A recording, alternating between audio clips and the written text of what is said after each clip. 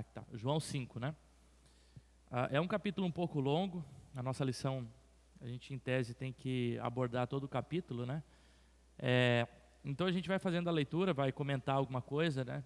Não dá para, nem se a gente quisesse, a gente ia conseguir numa aula trabalhar o capítulo inteiro expositivamente, aquela coisa mais profunda, vamos dizer assim, né? Mas eu acho que a ideia é principalmente, não está aí? Acho que está atrás. Tá. A ideia é principalmente a gente conseguir um panorama, né? E para isso, a gente pode ver aqui que o texto, eu vou falar da divisão do texto, a gente já ora para a gente começar. O texto ele é dividido em 3 partes, né? A primeira parte do versículo 1, obrigado, Pedro. Versículo 1 ao versículo 18, onde a gente tem a parte ali da cura do paralítico. Então esse é o primeiro trecho aí. Depois do versículo 19 até o versículo 25, mais ou menos, 20, por aí. A gente tem a parte da autoridade de Jesus e depois a gente tem os testemunhos sobre a autoridade de Jesus, né? Se a gente perceber o capítulo inteiro, ele está falando de um tema só, que decorre da cura de Jesus ao paralítico, né? Pelo fato de Jesus ter curado o paralítico, acaba criando um burburinho, né? Acaba criando ali um problema com as autoridades judaicas sobre como que Jesus poderia fazer um milagre no sábado, né? E pedir para aquele homem não só levantar, mas pegar o leito e fazer algo que não era permitido no sábado. E então se cria um questionamento sobre a autoridade de Jesus, né? Se Jesus tem essa autoridade, né? É isso que os fariseus estão questionando. E Jesus então, e também a questão da divindade de Jesus, né? Jesus como Deus, né? Então esses são os temas centrais que a gente vai ver aqui no capítulo 5. A gente vai ler aos poucos. No último capítulo a gente falou sobre o encontro de Jesus com a mulher samaritana e depois com a cura do oficial do rei, né? E agora no capítulo 5, diz então, passado essas coisas, então a conversa com a mulher samaritana e a cura do oficial do rei. Se a gente lembrar no capítulo 4, Jesus está indo para onde? Era necessário Jesus passar, né? Ele estava indo de onde para onde? Estava subindo, né? Para Galiléia. Então, isso, era necessário passar por Samaria, isso mesmo. E agora a gente tem uma nova cena, né? Capítulo 5. E começa então ali no versículo 1. Antes da gente começar, eu vou pedir para a irmã Vanderleia ora para a gente começar.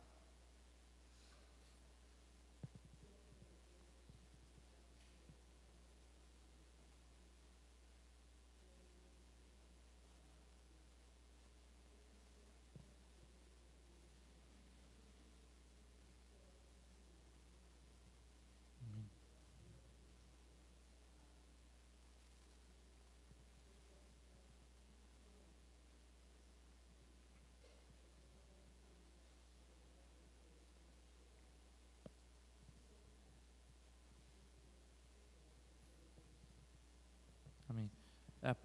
Por questão de tempo, vamos já ler os versículos 1a até o 18 ali, que fala da cura do paralítico, e aí depois a gente vai para a segunda parte ali maior até o versículo 47. Vou pedir para... Eu vou ler aqui, aí depois a gente vai conversando. Diz assim: passado essas coisas, havia uma festa dos judeus, e Jesus sobe para Jerusalém. Ora, existe ali, junto à porta das ovelhas, um tanque chamado em hebraico Betesda, o qual tem 5 pavilhões. Nestes jazia uma multidão de enfermos, cegos, coxos e paralíticos, esperando que se movesse a água, porquanto um anjo descia em certo tempo agitando-a. E o primeiro que entrava no tanque, uma vez agitada a água, sarava de qualquer doença que tivesse. Estava ali um homem enfermo, havia 38 anos, e Jesus, vendo deitado e sabendo que assim estava há muito tempo, perguntou-lhe: queres ser curado? Respondeu-lhes o enfermo: Senhor, não tenho ninguém que me ponha no tanque. Quando a água é agitada, pois enquanto eu vou, desce outro antes de mim. Então lhe disse Jesus: levanta-te, toma o teu leito e anda. Imediatamente o homem se viu curado e, tomando o leito, pôs-se a andar. E aquele dia era sábado. Aqui começa então a questão do sábado, né? Por isso disseram os judeus aos que foram curados: hoje é sábado, e não te é lícito carregar o leito. Aos que lhe respondeu: o mesmo que me curou me disse: toma o teu leito e anda. Perguntaram-lhe: quem é o homem que te disse: toma o teu leito e anda? Mas o que fora curado não sabia quem era, porque Jesus se havia retirado, por haver muita gente naquele lugar. Mais tarde, Jesus o encontrou no templo e lhe disse: olha, que já estás curado, não peques mais, para que não te suceda coisa pior. O homem retirou-se e disse aos judeus que fora quem o havia curado. E os judeus perseguiam Jesus porque ele fazia essas coisas no sábado. Mas ele lhe disse: meu pai trabalha até agora e eu também trabalho. Pois os judeus ainda mais procuravam matá-lo, porque não somente violava o sábado, mas também dizia que Deus era o seu próprio pai, fazendo-se igual a Deus. Então a gente tem aqui a questão da cura do paralítico, né? Do versículo 1 até o versículo 18. Então a cena, ela começa Jesus subindo, né? E aí, subindo é mais uma questão de altura mesmo, né? Normalmente a linguagem de subir e descer na Bíblia não tem a ver com norte ou sul, né? Tem a ver com a altitude, né? Então, às vezes quando era mais perto do mar, lá embaixo, então ele descia. E às vezes estava indo para cima no sentido do mapa, né? Mas o deslocamento aí subia pela questão da região alta, né? Então Jesus está subindo a região de Jerusalém, e ali então próximo a uma festa. O autor não especifica aqui que tipo de festa que é, então a gente não sabe qual das festas judaicas, né? A gente sabe que no mundo judaico existiam várias festas que eles celebravam, né? A sugestão é que possivelmente fosse próximo da festa do tabernáculo ou da festa da Páscoa. Isso por quê? Porque Jesus está indo para Jerusalém, né? E nem todas as festas havia uma obrigatoriedade ou uma sugestão de que se celebrasse em Jerusalém, né? Com exceção dessas duas. Então a gente entende que possivelmente Jesus então está se deslocando próximo da festa do tabernáculo ou da Páscoa ali para a cidade de Jerusalém, né? E ali diz então que ele entra por esse portão, né? Que é o portão das ovelhas, que fica, só para a gente pensar, né? Eu poderia também talvez trazer a imagem, né? Mas deixa para a próxima. Que fica na região norte da cidade, né? E o nome, ele dependendo da tradução, né? O meu diz Betesda, não sei se algum diz Betsaida, Betesda, né? Depende de alguns manuscritos, a gente tem variação, Betesda, Betsaida, Beuzeta, né? Mas aqui, então, essa localização, ela fica próxima a esse portão norte, né? Na região mais nordeste ali, nordeste da cidade, né? E nessa região, ali entre o norte e o sul, existiam algumas piscinas. E aí a cena descreve então esse homem esperando nesse tanque para ser curado. É interessante que o versículo, quando a gente vai no versículo 3, a gente tem a cena e depois o versículo 4, ou aquilo que acontecia, tem uma explicação a partir da visão do homem, né? Nestes jazia uma multidão de enfermos, cegos, coxos e paralíticos. Ou seja, a gente tem possivelmente uma superstição, né, dentro do mundo judaico aqui, que aqueles tanques eles tinham uma espécie de águas curativas, né? Aqui talvez uma crença popular, né, uma crendice deles, e tanto que o versículo 4, o meu aparece entre colchetes, porque possivelmente é uma adição posterior, que fala sobre ou a autora explicando, né, o porquê que esses paralíticos estavam ali esperando, ou até colocando a visão daquela época, né? Então, esperando que se movesse a água, portanto, um anjo descia de certo tempo agitando-a, e o primeiro que entrava nessa água sarava de qualquer doença que havia, né? Então esse versículo, possivelmente ele não está ali nos originais, mas ele é uma adição posterior para explicar essa crendice naquele tanque, né? Como se aquela água pudesse trazer uma cura, né? E Jesus em nenhum momento ele descredibiliza a crendice, né? Mas ele também não reafirma aqui a crendice do homem, né?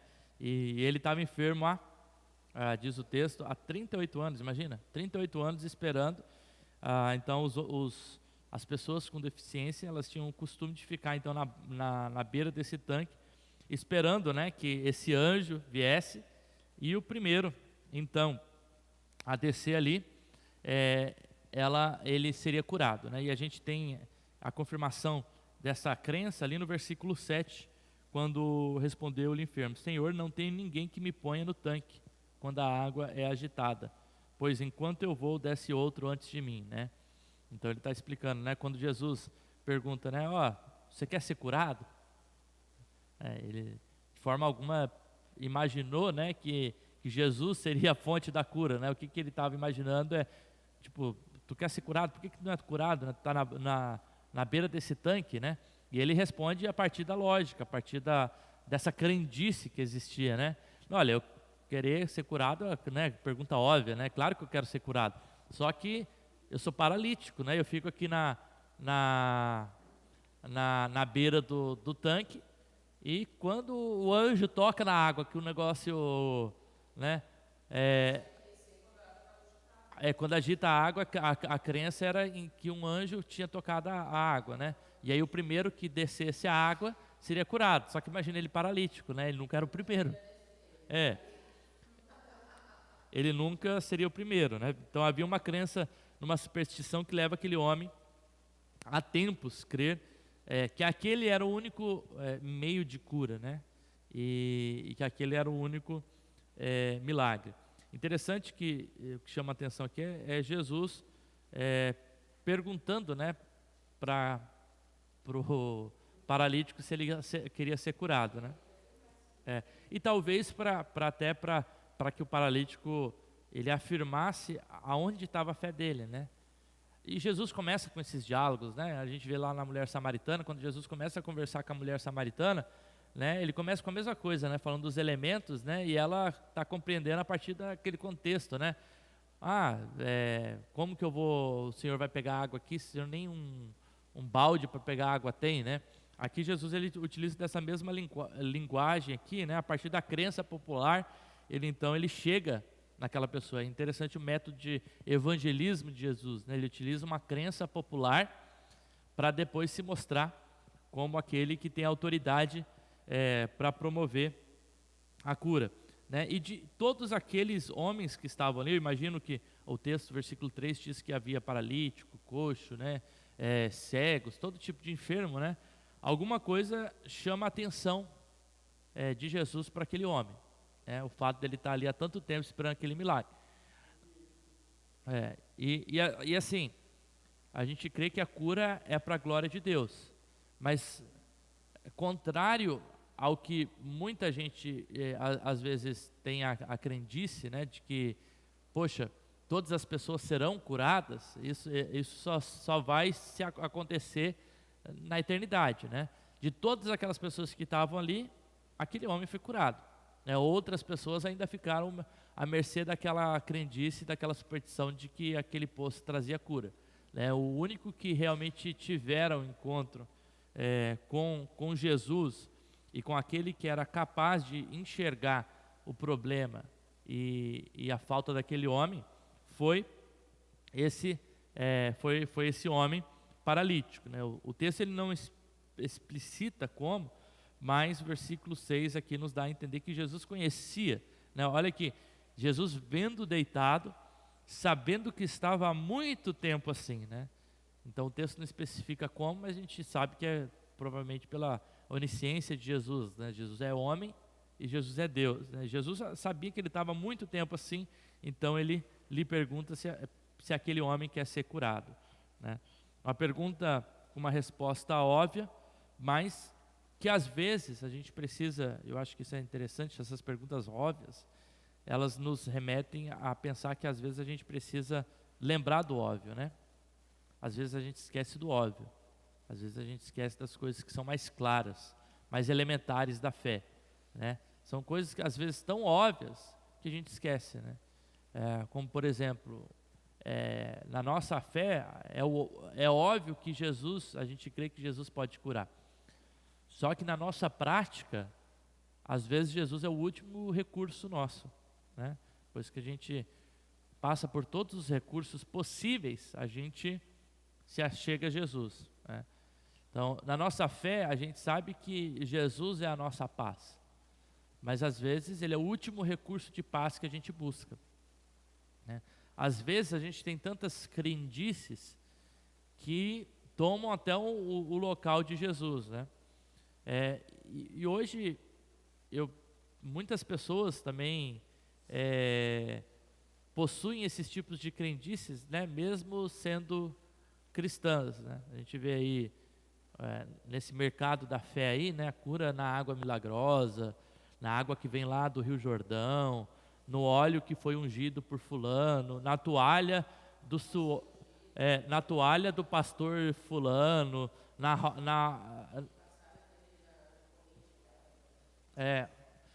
então essas são crendices que a gente o sal, né? Quantas crendices a gente ainda carrega, né, de crença popular, né? E a gente tem a fé em Jesus, uma fé sólida, mas junto com essa fé sólida a gente tem superstição de criança, né? Eu acho que isso é meio esquisito, né?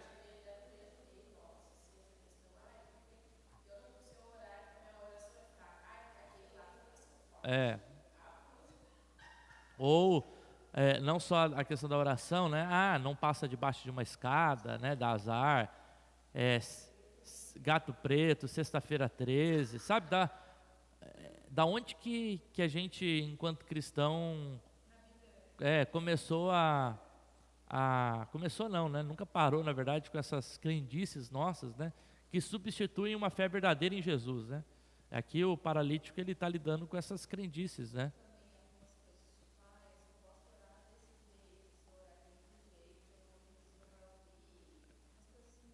Sim, né? Então, essas são algumas questões, né, que às vezes a gente, crenças populares que a gente adota, né? Que eu acho que isso para mim é coisa de gente às vezes que não entendeu ainda, né, o mistério da fé, sabe?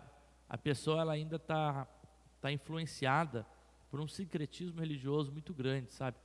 Que a gente foi embebecido, que a gente tomou sobre a gente, né? Da nossa cultura, às vezes, do catolicismo romano, do mundo do espiritismo, do gnosticismo, de cultura popular mesmo, né? De religiões de matriz africana, né? Até do judaísmo mesmo, né? A gente às vezes pega umas coisas do judaísmo como sendo coisas mais sagradas, né? Do que então eu acho que essas questões, né, são questões que às vezes a gente não trabalha na igreja e fica às vezes no inconsciente coletivo da igreja, né? A pessoa ela tem uma fé em Jesus, mas ela continua no dia a dia com essas crendices populares, né? Eu acho que é importante a gente às vezes comentar e tratar disso para que a gente amadureça na fé, né? Não que essas crenças elas vão eliminar a ação salvífica de Jesus, mas eu acho que ela, de certo modo, né, ela deposita a fé no local errado, né? Uhum.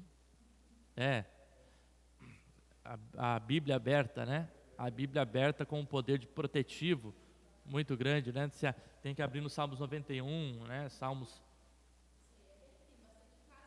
Uhum. É um amuleto, né? A Bíblia é um amuleto de proteção, né? E aí a gente, claro, a gente pega imagens até às vezes do Antigo Testamento, lembra lá no Êxodo, né? Quando colocava o sangue do cordeiro na porta para o anjo não passar, né? E utiliza até alguns elementos simbólicos desses para. Mas assim, uma vez que a graça de Jesus nos alcança, né? Que a gente tem essa aliança da graça, né? Essas coisas elas não são mais necessárias, né? Elas são às vezes artefatos ou decorações que a gente coloca na nossa fé que substitui às vezes o que é mais importante, né? E então eu acho que é importante a gente ter conta disso, até para se questionar o quanto inconscientemente essas coisas ainda nos influenciam, né? O quanto inconscientemente a gente ainda é marcado por essas coisas, né? E aí o discurso do homem, né, diante da oferta de cura de Jesus, é olhar para a impossibilidade e para os desafios, né? O que ele faz? O que ele fala, né? Ninguém faz isso por mim, sempre tem alguém antes de mim, né? Jesus, tu quer ser curado? Né, a resposta dele: ninguém faz isso por mim, né? Sempre tem alguém que chega antes de mim. Ou seja, tanto o sentimento de vitimismo e coitadismo, né, que nos acompanha lá desde o Éden, né, até esse sentimento de falta de inferioridade, né, às vezes nos leva a não perceber que aquele que tem o poder de transformar não depende de segundos, de terceiros, ou mesmo da nossa capacidade, né? E é o que esse homem, na verdade, agora, ele não consegue perceber ainda, né? Que a pessoa que tinha o poder de curar ele estava na frente dele, né? Só que ele se viu preso naquela situação. Imagina, 38 anos preso numa doença, onde ninguém o ajudava, e ele se via naquela mesma situação há tanto tempo, né? E então ele já estava totalmente tomado por esse sentimento de impotência, né? Por esse sentimento de impotência e de vitimismo, né? Diante dessa situação. Não, aqui eu acho ainda o fato daquele homem ainda estar indo naquele poço demonstra uma fé, né? Não uma fé em Jesus, né? Uma fé numa superstição, em algo de que ele poderia ainda ser curado, né? Mas apesar dessa fé, ele ainda entrava numa redoma, né, de vitimismo, né, de se culpar, de realmente colocar o motivo dele não alcançar a cura dele nesse vitimismo e nessa impotência dele, né? E de fato, né, talvez ele olhando para a situação dele, é o que ele consegue chegar. É um paralítico que está na beira do tanque, e a crença é que quem chega no tanque primeiro é curado. Então, de fato, né, ou ele vai precisar de alguém que fica à espreita dele ali para jogar ele na água, ou ele vai precisar, mata, ou ele vai precisar realmente conseguir a partir de si mesmo, né, o que não é aqui o caso, né? E aí Jesus, no entanto, não é levado por esse sentimento, né? Eu acho que ele Jesus ele gosta de esboçar esses desejos e esses sentimentos que estão lá no interior do nosso coração, para que a gente se aperceba deles, né? Para que quando o milagre aconteça, né, a gente realmente tome ciência de que o milagre vem de Jesus, né? E de que não vem dessas coisas que circundam. E aí Jesus ele dá uma ordem no versículo 9, 10 e 8, 9 e 10, né? Dizendo então, Jesus, levanta e toma o teu leito. Então, dois imperativos, né? Ou seja, o que está te pedindo, né? Levanta e anda, toma o teu leito e anda. E imediatamente aquele homem, então, ele se vê curado, ele toma o leito, né? Ou seja, o versículo 9 nada mais é do que a obediência do mandato do versículo 8, né? No versículo 8 tem Jesus mandando, no versículo 9 tem o homem obedecendo, né? Então, entre a cura, a gente tem aqui sempre uma ordenança de Deus, uma obediência humana, né? Versículo 10, por isso disseram os judeus ao que fora curado, né? E aqui a gente tem os terceiros aqui que começaram a colocar empecilho. Hoje é sábado e não é lícito carregar o teu leito, né? Então,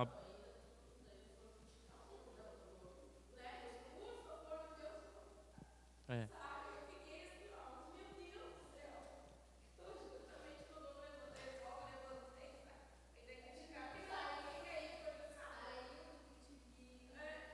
É. Imagina o legalismo, né? o legalismo dessas pessoas que ainda não compreenderam a função do sábado, né?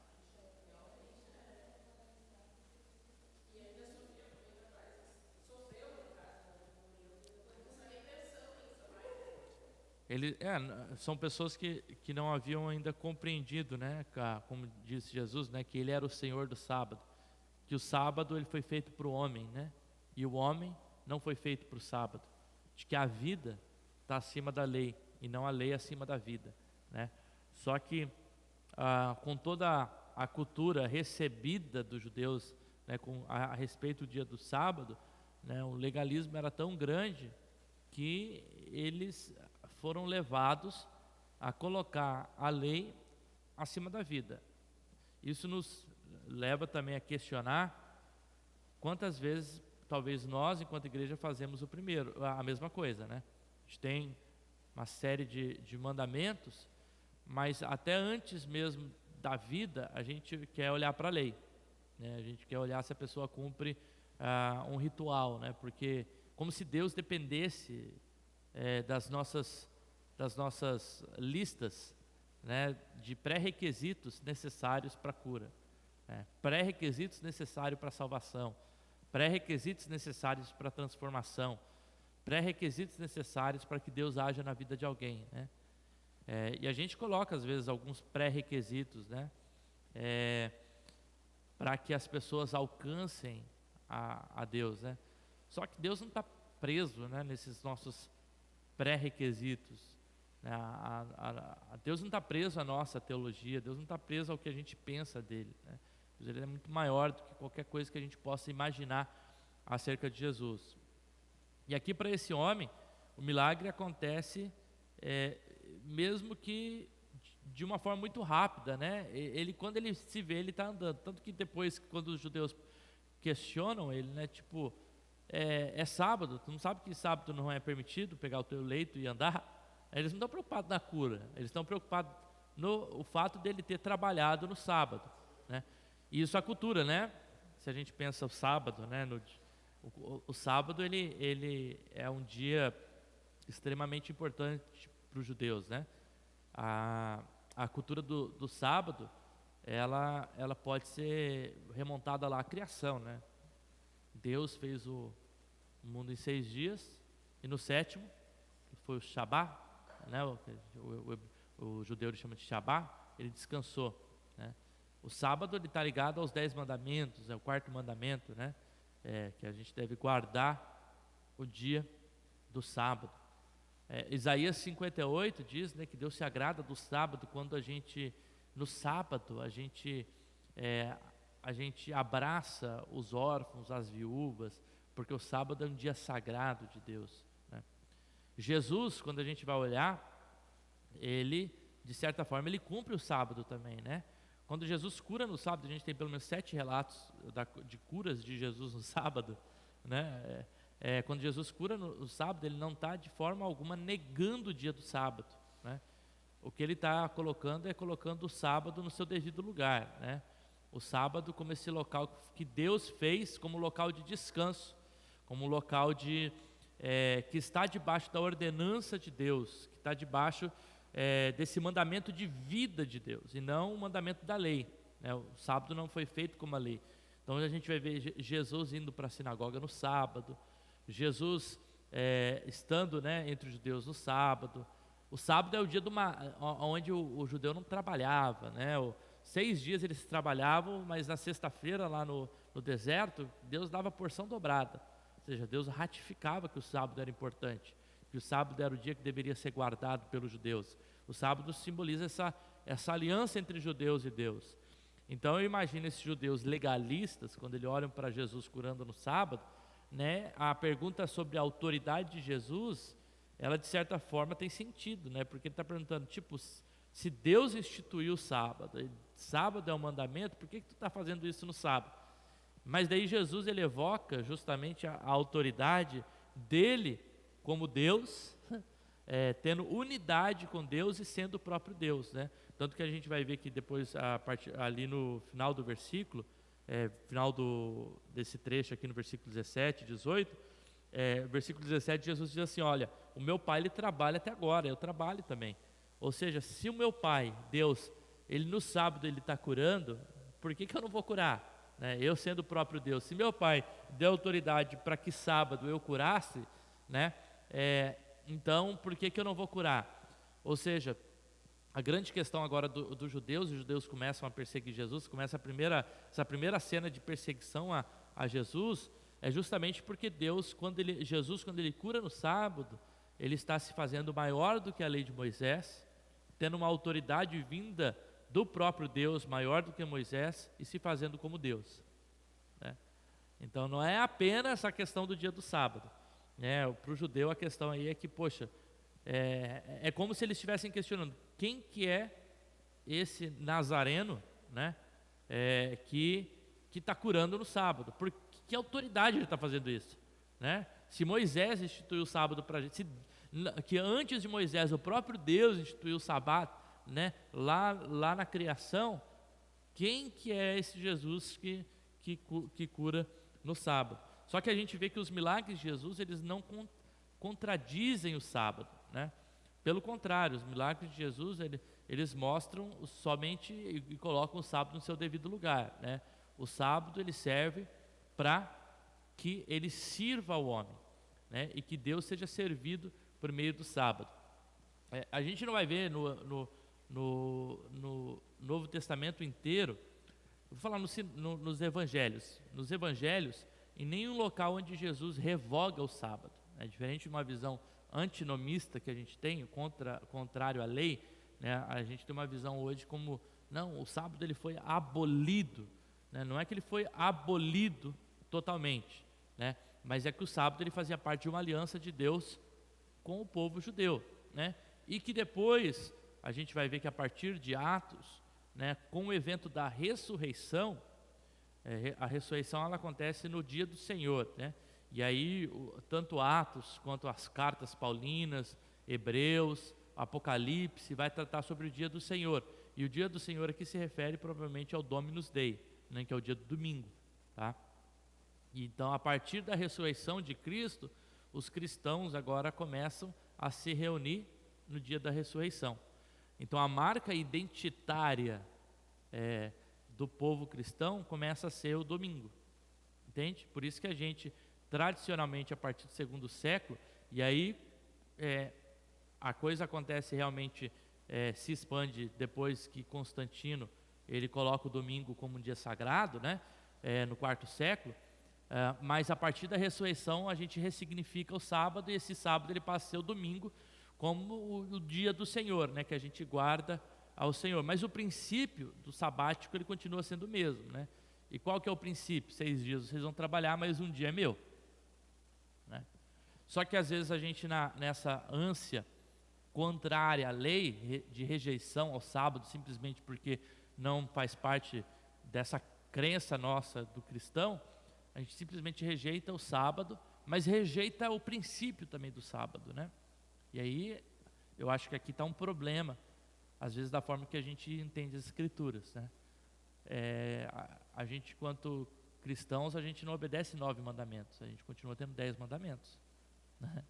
Ou a gente simplesmente diz, não, o 4º mandamento, ele aboliu, né? E claro que a gente entende que no Novo Testamento, agora, Jesus ressignifica, existem 2 mandamentos, né, que é amar Deus sobre todas as coisas, o próximo como a ti mesmo, né, mas os 10 mandamentos continuam lá. Então, o princípio sabático, que é o princípio de ter um dia para Deus, um dia de descanso, um dia de realmente, onde aquele dia ele é voltado não para as nossas coisas pessoais, não para os nossos trabalhos pessoais, mas para Deus, ele continua em voga. Eu acho que esse é um princípio, às vezes, que a gente precisa se lembrar, né? A gente quer funcionar como máquina, 7 dias por semana, 24 horas por dia, né? Mas foi Deus quem... a Nicole olha, né? Fala, Deus, fala, né? Porque às vezes a gente se esquece disso, né? E daí a Bíblia ela vai lá e nos lembra, olha.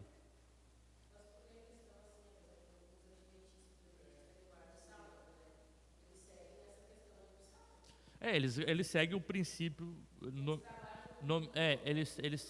eles seguem o princípio nomístico do Antigo Testamento, da lei, né, do Antigo Testamento ainda, né, da guarda do sábado. Eles estão totalmente errados? Eles estão errados no sentido de que o sábado ele já não é mais um princípio de lei, né, não faz mais parte das leis, 600 e poucas ordenanças lá do Antigo Testamento que o judeu tinha que obedecer.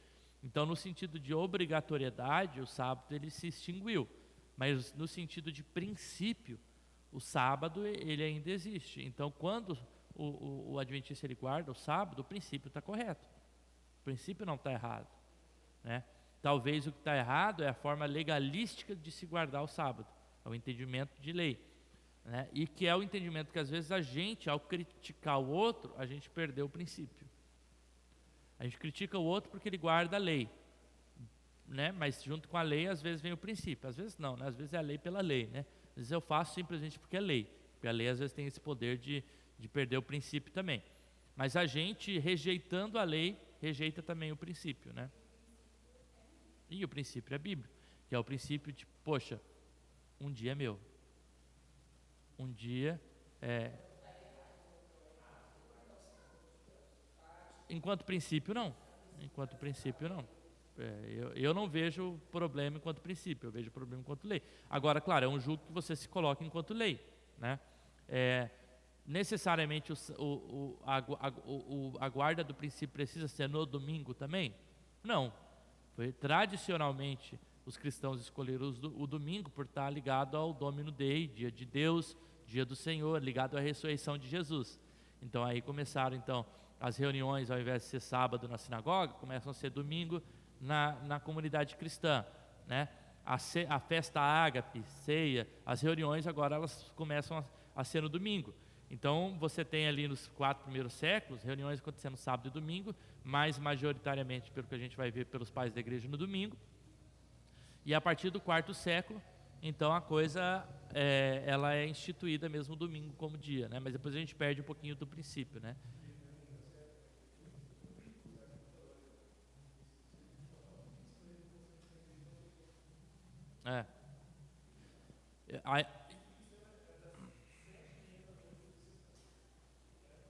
É porque o sábado deles começa na sexta, né, às 6 horas da tarde, e termina no sábado às 6 horas da tarde, que tem a ver com o dia judaico, né? O que Jesus está combatendo é justamente isso. Jesus não está combatendo o sábado, né?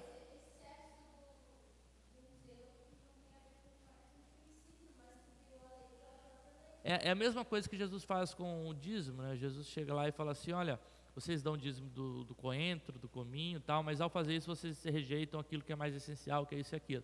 Quando Jesus fala isso, ele não está indo contra o dízimo, nem a favor, ele não está falando nada. Ele só está falando assim, poxa, isso vocês estão fazendo é importante, mas isso deveria ser mais importante. Quando ele fala do sábado, é a mesma coisa. O sábado, o princípio do sábado necessariamente não é um princípio ruim, mas o problema é quando o sábado, a lei ela vai acima da vida, né?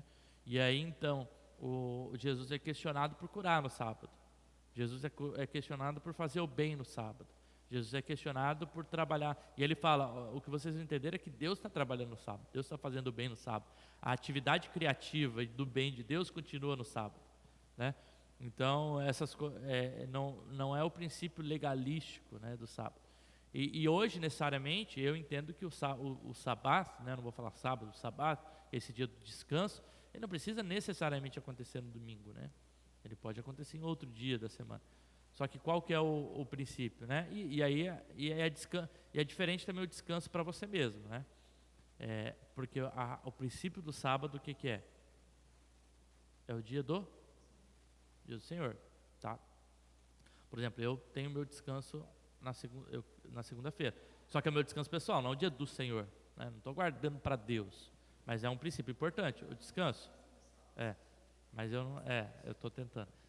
Mas assim, agora o dia do, mas assim essa questão é um pouco diferente, e aí eu acho até às vezes pode se tornar lei para quem é pastor, essas coisas.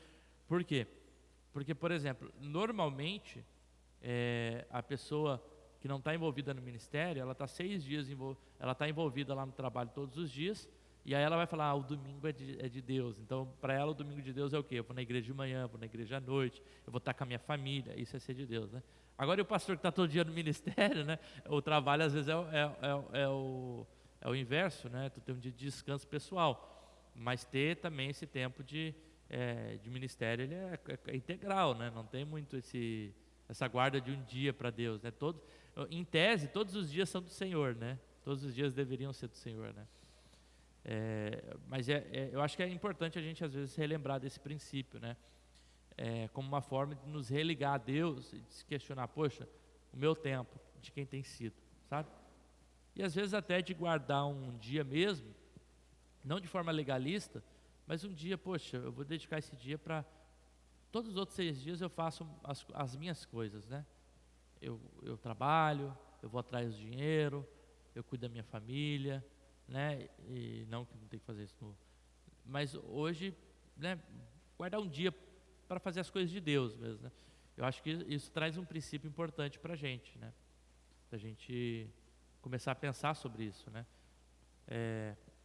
De uma forma mais como princípio do que como lei, né? Então esse é o primeiro trecho aqui, até o versículo 18. E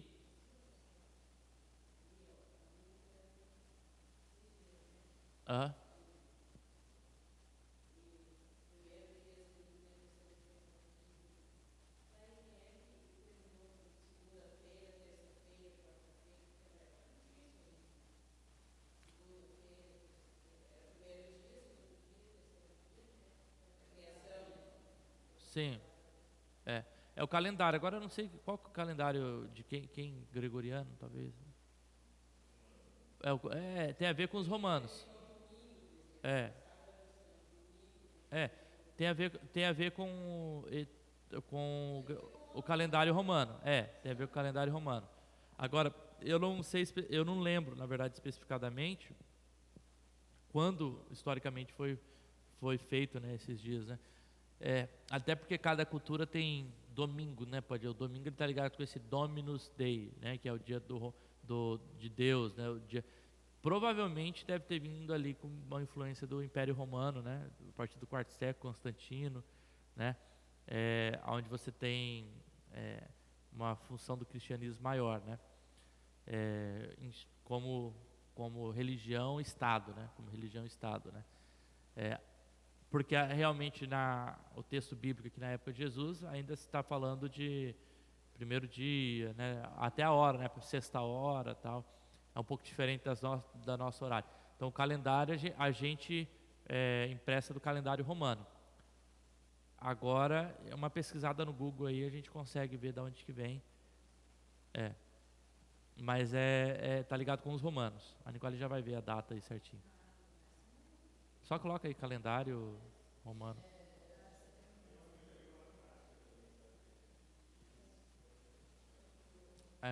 Até porque é diferente, por exemplo, só para dar um exemplo, no inglês, domingo. Domingo é Sunday, que é o quê? Dia do sol. Está ligado ao solstício lá do Império Romano, que na época do Imperador Romano, o dia do sol era o dia que se adorava o Deus do Sol, né? Lembra? Que foi depois trocado pelo Império para Domino Dei, porque o imperador falou, não, agora já não adora mais o sol, a gente adora a luz, né, de Deus, que é o próprio Jesus, então vai ser Domino Dei, dia de domingo. Mas, por exemplo, a cultura anglo-saxona, o inglês ainda tem essa cultura do Sunday, né? Até o alemão mesmo, Sonntag, dia do sol também, está ligado à cultura anglo-saxã, né?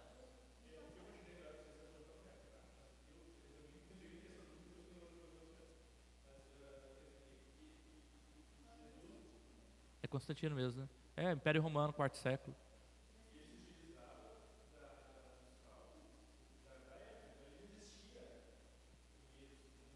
Sim.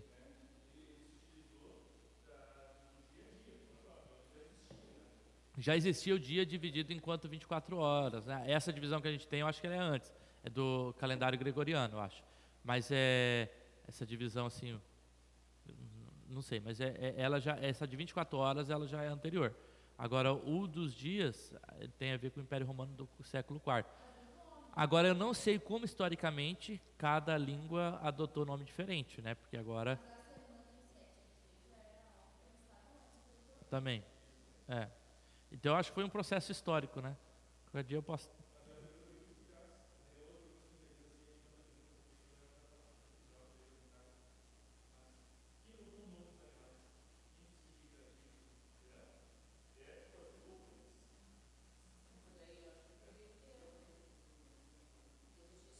Para Adão, né?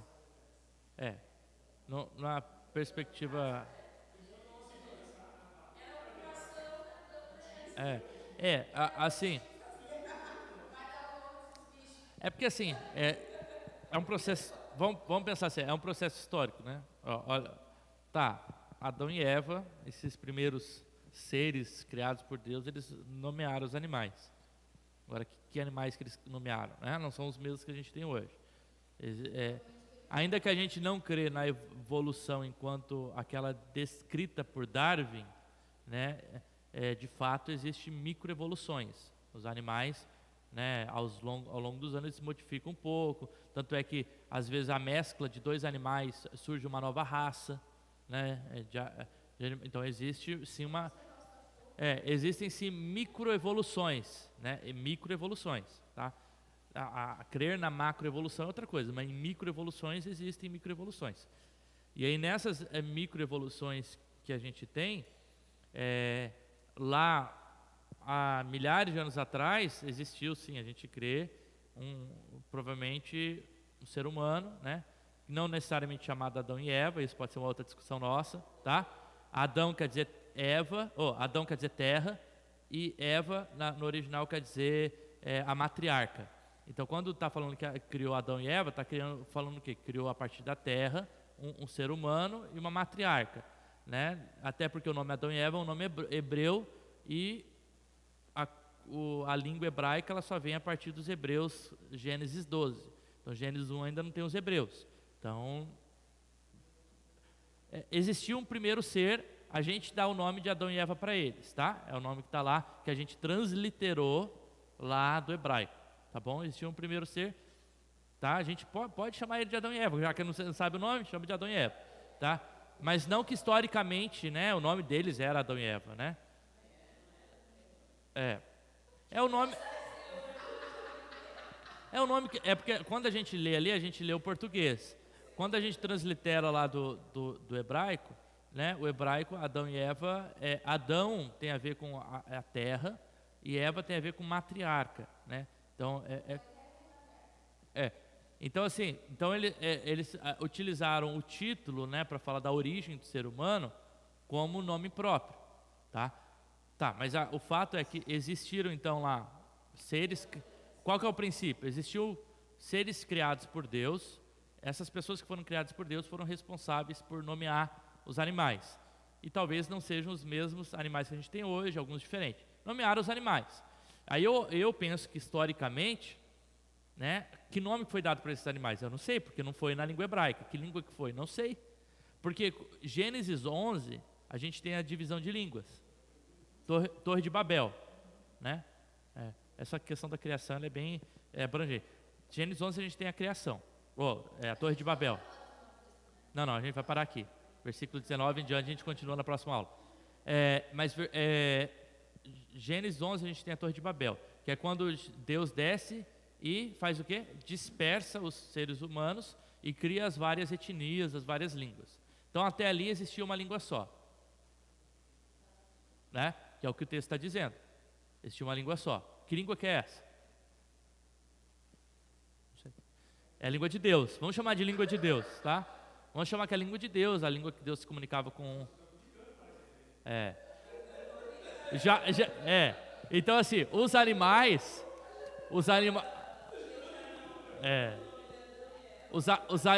Já ficou lá na Adão e Eva, nem saiu de lá. Então assim... Não, Adão e Eva, mas criou Adão e Eva. Mas ele criou... Tanto que ele fala, criou o homem e a mulher, né? Ishá.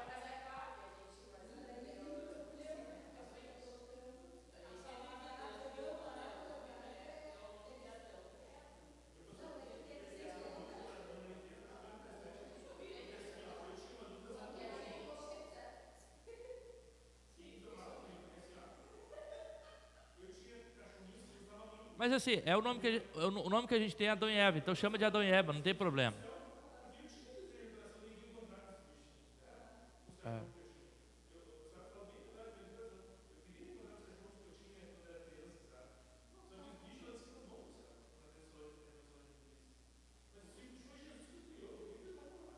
Ó, o que eu sei é assim, a Bíblia diz lá que na Nova Jerusalém, lá na Nova Jerusalém, né? Lá os animais vão ser, lá os animais, o que que eu acho, né? Isso é uma opinião própria, tá? Os animais que a gente tem aqui enquanto, por exemplo, a Dora, né? Eu vou até especificar a Dora porque a Nicole foi pro plantão, aí a Adriana falou assim, tu vai pra cá, vai ficar sozinho hoje, né? Eu falei, não, eu vou dormir com a Dora. Ela olhou assim, né? A Dora é minha cachorrinha, tá? Então, a gente tem uma cachorrinha chamada Dora Alice. Então, a Dora Alice, enquanto cachorrinha, né? A gente não tem base bíblica nenhuma para dizer que a Dora Alice vai estar no céu, tá? É isso que eu quero dizer. Agora, no entanto, você vê que Deus criou os animais lá em Gênesis, e você vê a descrição da Nova Jerusalém, ou a descrição lá do milênio, por exemplo, como uma descrição onde os animais, diz que os animais eles vão ser pacíficos, né? Que o leão vai dormir junto com não sei o quê. Então, eu não me surpreenderia de ter animais no céu. Agora, eu não creio que...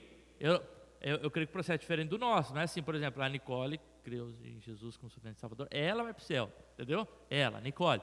Vai ter animais no céu? Não sei. Eu creio que talvez possa ter, porque a gente tem lá no Apocalipse algumas descrições de animais, né? Você tem descrições de animais lá, Pacífico, no milênio, né? Então pode ser que tenha, não tem problema. Só não creio que vai ser lá o teu pet, tá? É só para especificar. E aí o que que eu acho? Esse mandato cultural que Deus deu lá para Adão e Eva, eu vou chamar de Adão e Eva, tá? É Adão e Eva. Para Adão e Eva, deu para Adão e Eva, porque é o que está na Bíblia, Adão e Eva. Só estou falando que deu lá para Adão e Eva, de nomear os animais, é um mandato cultural que continuou historicamente. O que quer dizer? Eles nomearam os primeiros animais lá na língua que eu lá sei lá qualquer, língua de Deus. Deus dispersou as línguas, agora os animais precisaram ser nomeados de novo por esses outros homens, porque agora é nova língua, né? O leão é chamado de lion, que é chamado de outro nome em grego. Eu esqueci agora. Mas eu esqueci. Tá, vamos pensar. Cachorro, então. Dog, hund, cachorro. Então, quem que deu o nome de cachorro? Não foi Adão e Eva que deu o nome de cachorro. Quem deu o nome de cachorro foi quando a língua portuguesa foi criada. Quem deu o nome de dog? Não foi Adão e Eva. Eu acho que são essas coisas que são processos. Mas o que eu quero dizer? Não. Mas o que eu quero dizer é que essas nomeações de animais, elas vão sendo dadas historicamente, né?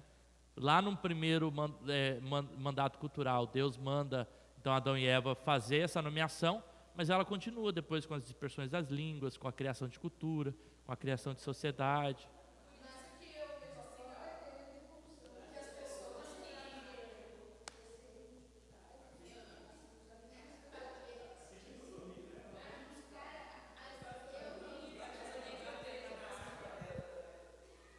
Não fala, não sei.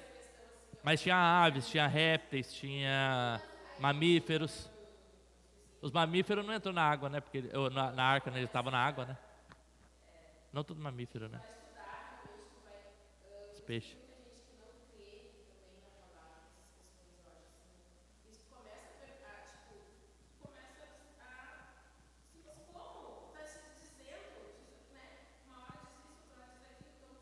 Não.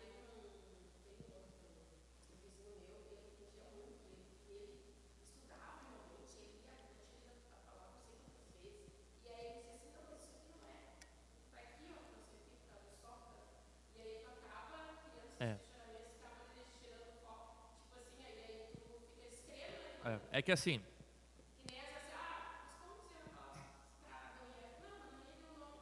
conhece, Conhecer um gênero literário, a gente já falou de gênero literário, né? Que tipo de texto a gente está lendo? Ele é importante, porque a Bíblia, ela é um livro de fé, que fala relação de Deus com o povo. A Bíblia não precisa, e ela não quer, né, porque não é o intuito dela, seguir método científico criado depois do iluminismo, para responder perguntas que começam a ser feitas no século 17 e 18, né, quando você tem o boom aí do racionalismo, de começar a questionar as coisas pela razão, né? Eu quero compreender tudo pela razão. Se a ciência não falar, então está errado, né? Porque a palavra última é a palavra da ciência. Não está comprovado, sendo que a própria ciência ela altera, né? Então o que eu quero dizer? A Bíblia não tem que responder pergunta científica, assim como a ciência não tem que se intrometer na Bíblia.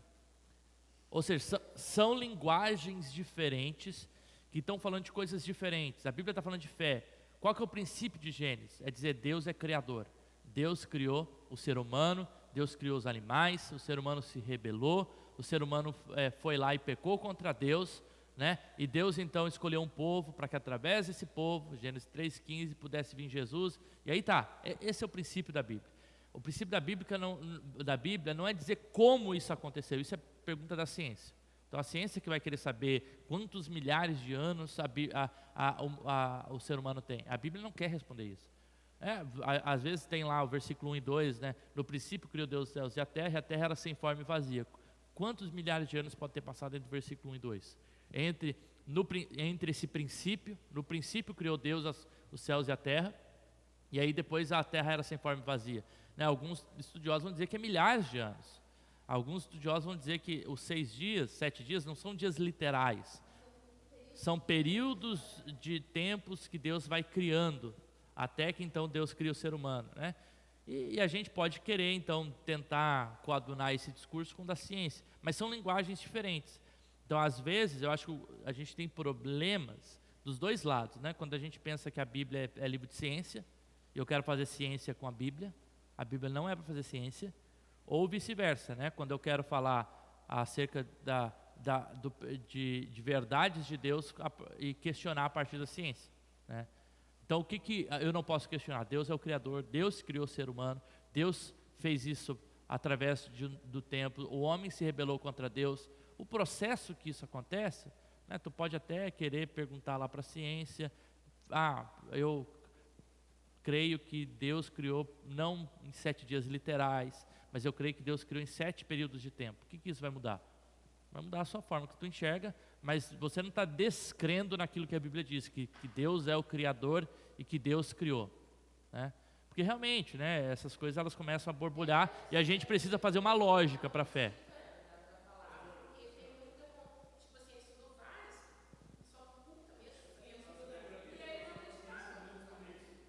Hã?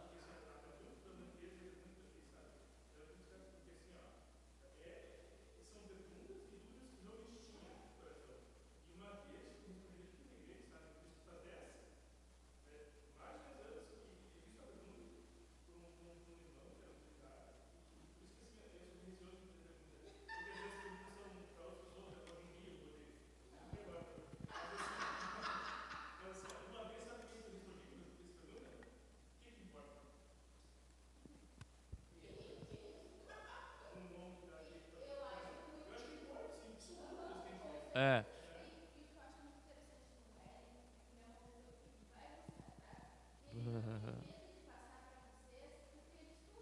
E o que eu não sei também, né? Eu não sei de tudo, né? E reconhecer que a gente não sabe de tudo.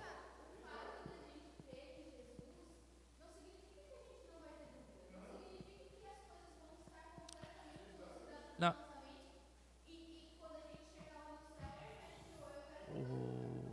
Ó, ó. Tanto que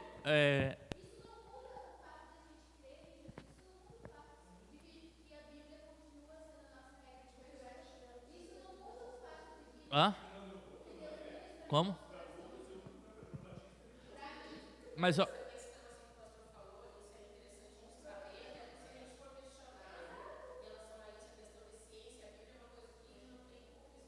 são linguagens diferentes, né? É como você. Ó, o, vamos dizer assim, a Bíblia, ela fala a partir da perspectiva de Deus o que aconteceu. Agora, Deus não tem necessidade de revelar o como aconteceu. O como aconteceu, às vezes, é mistério. E a ciência, ela tá querendo se perguntar, né? Como aconteceu? E às vezes ela consegue alguma resposta, às vezes não. Às vezes é incompleta essa resposta. O que a gente sabe é que Deus tem todo o conhecimento. E tem muita coisa que, a fé ela é mistério. Então, tem muita coisa que ela vai continuar sendo mistério por resto da vida. Por quê? Porque o que Deus quis está revelado nas Escrituras. Tem muita coisa que simplesmente não foi revelado nas Escrituras. E que às vezes a gente vai ter que lidar com a dúvida e com a incompreensão. Mas a fé é isso, né? Lidar às vezes mesmo com perguntas que às vezes a gente não tem resposta, né? E você pode ter algumas suspeitas, né? Tipo, o que eu tenho acerca desse assunto não é uma certeza. Até porque a gente nem chegou no céu ainda, né? Quem tem a certeza é Jesus, quem tem essa certeza... É o que eu falo, a gente faz teologia, mas a nossa teologia é incompleta. Quem tem a teologia correta é Deus, né? Quem tem todo o conhecimento é Deus. A gente faz pressuposições, a gente pensa a fé, né? É o que a gente faz. A gente tenta se aproximar da visão daquilo que Deus deixou para a gente.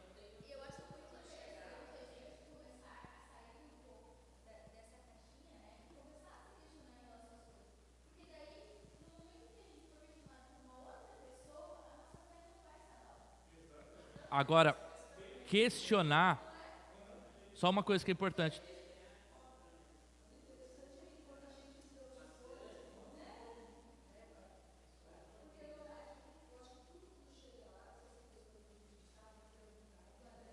Nem vai precisar, né? O estado perfeito, né? É.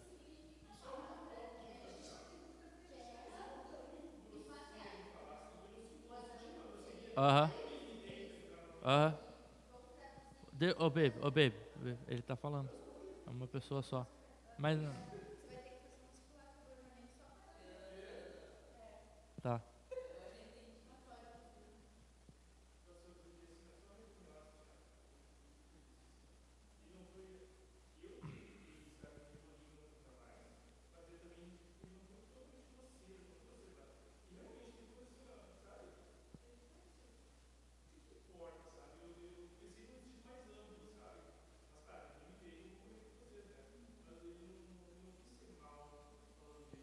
Eu acho assim. Tem que pensar o seguinte. Pelo menos eu penso assim, né? Deus, Deus, Deus não criou apenas o ser humano. Deus criou tudo que existe. Então, de certa forma, tudo que Deus criou, a Bíblia diz que é o quê? É bom. Deus criou, é bom, diz lá, Gênesis. E aí, o pecado veio, e tudo aquilo que Deus criou que era bom, o pecado desconfigurou, né? De forma que só o ser humano foi afetado pelo pecado? Não. O ser humano foi afetado pelo pecado, os animais foram afetados pelo pecado, as estruturas de cultura foram afetadas pelo pecado. Ou seja, quando eu penso na Nova Jerusalém, eu penso na restauração de tudo aquilo que o pecado afetou. Eu penso que na criação de Deus, toda a criação será restaurada. Toda. Eu penso, toda a criação. As estruturas, os animais, a natureza, né, que geme com gemidos esperando a redenção, diz lá Paulo, né? O ser humano, tudo isso vai ser redimido, né? O Jairo ainda não, né? Então, essa redenção, ela é completa, né? Essa redenção de Deus, né? E não é só uma redenção futura, claro, é uma redenção que ela já começou em Deus, né? Quando Ele determina isso, pré-determina. Ela tem o seu clímax em Jesus e ela vai um dia se completar, né? É uma redenção continuada, né? Por isso a gente também precisa trabalhar para a redenção das coisas, né? Tem gente que tem uma forma de olhar o meio ambiente, os animais, que para mim é uma forma totalmente antibíblica, né? Que é o descaso, né? Tipo, se Deus criou e falou que é bom, por que eu vou... a função nossa é essa função redentora, né? Religar tudo aquilo que foi rompido pelo pecado. Religar os relacionamentos.